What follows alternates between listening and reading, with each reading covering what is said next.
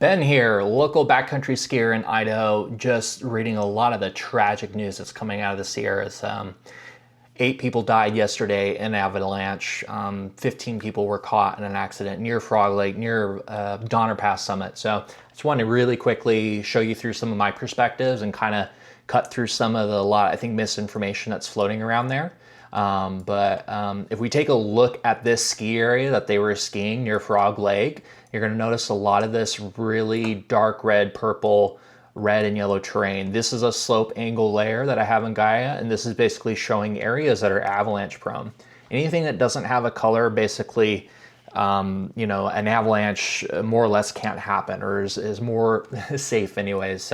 But if we look at the approach they took from the from the interstate near Donner Pass, this is the Pacific Crest Trailhead. They started here, Summit Peak, where I have this highlighted.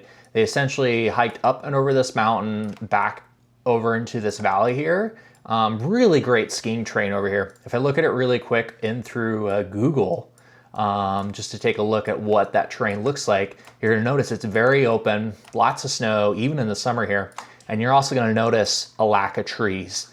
Anytime you see a lack of big trees in the mountains like this, that's particularly usually for one reason. That's because avalanches. Essentially, that's a sign there's seasonal avalanches that knock those trees down. They never get to mature. This is the exact sort of terrain they were out in a really dangerous day. And if we go ahead and take a look at the avalanche forecast for the area, they started on the 16th. And it was forecasted that essentially considerable avalanche risk, which would then transition into high, which was the day they skied. And if we switch over to the 17th, obviously we can see it is high risk. Basically, anytime there's a high risk, it is not advised to be skiing or be in any sort of scenario where you're in an avalanche prone area. Unfortunately, they were skiing that day, and they were skiing on the backside over here, and this avalanche area here on the backside where all this red terrain is, some sort of event happened and they were all cut up.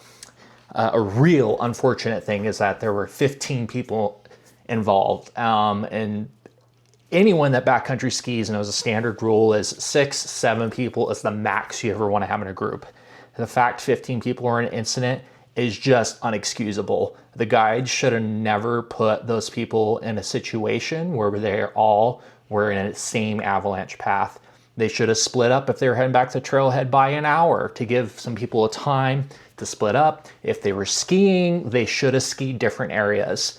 I don't care if you have friends you want to hang out with. Your safety is a priority. You can talk about the sweet turns you had at the trailhead or at the end of the day, but when you're out on the mountain, you need to isolate or minimize the potential risk you have.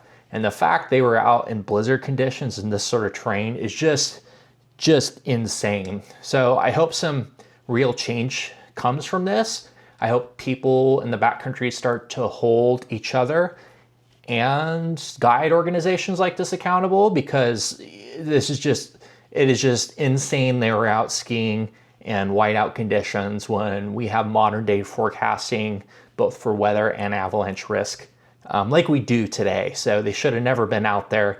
If they were out there, they should have took an easy route from the south where there was no avalanche risk, and you skied in, skied out to the yurt, did some really low angle terrain.